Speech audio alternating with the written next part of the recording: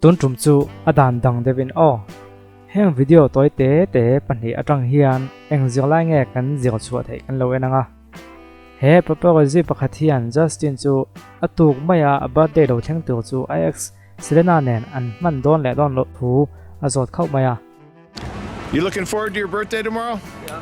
You gonna celebrate with Selena, your favorite girl? I hate when you ask me. Oh, I'm sorry, I won't ask you about her anymore. Azot dan la kha ngai yom veng venga in mei chedu ber kha ati deuh phera Justin hian khatiang in zo kha kaning tin a chang ni ti chuan hepa hian a om dan chu dang lama ti thua soya. Sorry, brother. You know, you're so calm and you're so happening right now. It's hard to stay that way when you're hollering at me, though. It's like, why don't you just get your film and do your thing? But when Yeah. Well, when you're hollering at me and yelling certain things, it's like, yeah, I'm not trying to yell at you. Am I yelling? well, you're not yelling in a mean way, but it's just distracting from my day-to-day stuff. I got you. You know what I'm saying? Justin hian khatianga in au vak kha ka du dawa ka au chem ni atia nia chutin min ven chu ka ti dawa ma se eon ti dan kha ka ta na ngai yom ka ka lu tuwa ka kal lai le ze ra zo na le chan na hun man hi ka pe lo ti na chang ani.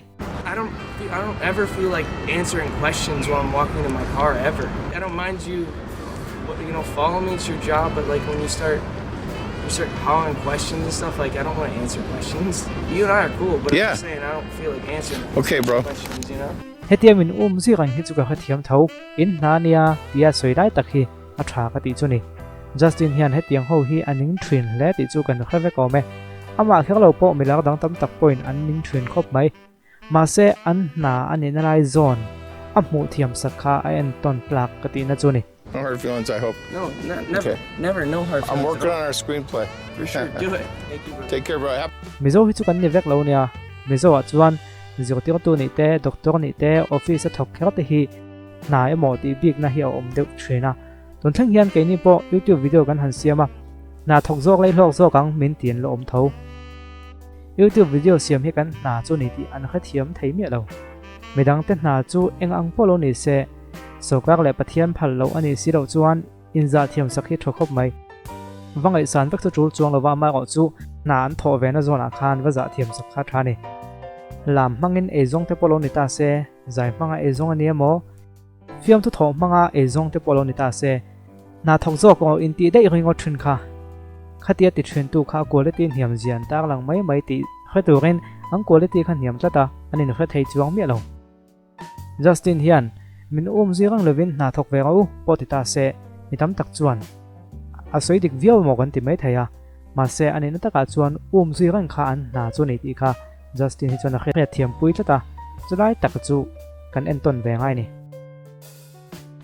heta ve thung chuan Selena hian lifeline poisan pe 20 a khwelova poisan pe ni ti a han khre chuan adu ro khop mai.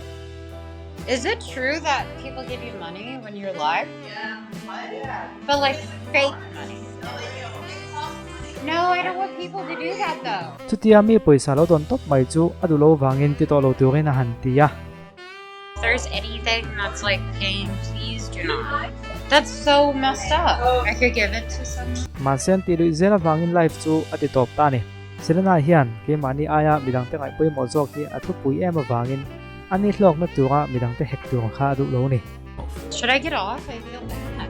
I just wanted to do this for fun, have a good time with everyone. Ni china ka sei tho kha a zai lo tu te ni ta se poi ti khak lo mai thaya emo fakna ti man te ti vialan man te in chok du na alan man ang te chin ta se poi ti rawang a chan chu kha chu ai zon na da sum lak ru na tu ve hom khim nia a khriat wang ania ma se poisa hai du na ati ni ni lem lo poisa han don khan adu ta lo ni chu tak chu en ton tlak ka ti na ni ke ni chu poisa lak lo theina kam chang ni don chuan kan huang ni mi lo deuh kan huang lo deuh po hi kan ti vek pe nia he hi chu in dem thei pon ni lo mi zo chu po kan ni lo kan ham danga pon tam mai hausak le ka thei hi nei tam le nei tle ma hinan ngat mi lawa kan nei to sa kan lung oi lawa hinan ngat jok ti khria tu ani chu wang chuan anei tam hian hausa tin ani mi chuang lawa nei tam ma se an nei san lung oi lo chuan an ka thei thowa nei tlem hi an ka thei moi tu mai theya an nei san lung oi thiam chuan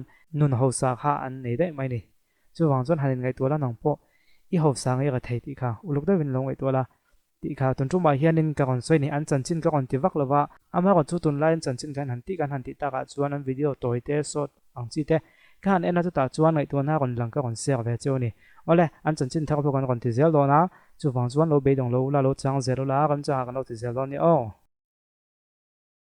sung nay la bin sang nay la môi dâu lâu a mẹ chia chi lâu a du big lâu sil sen man tàu la vin kan môi dâu lâu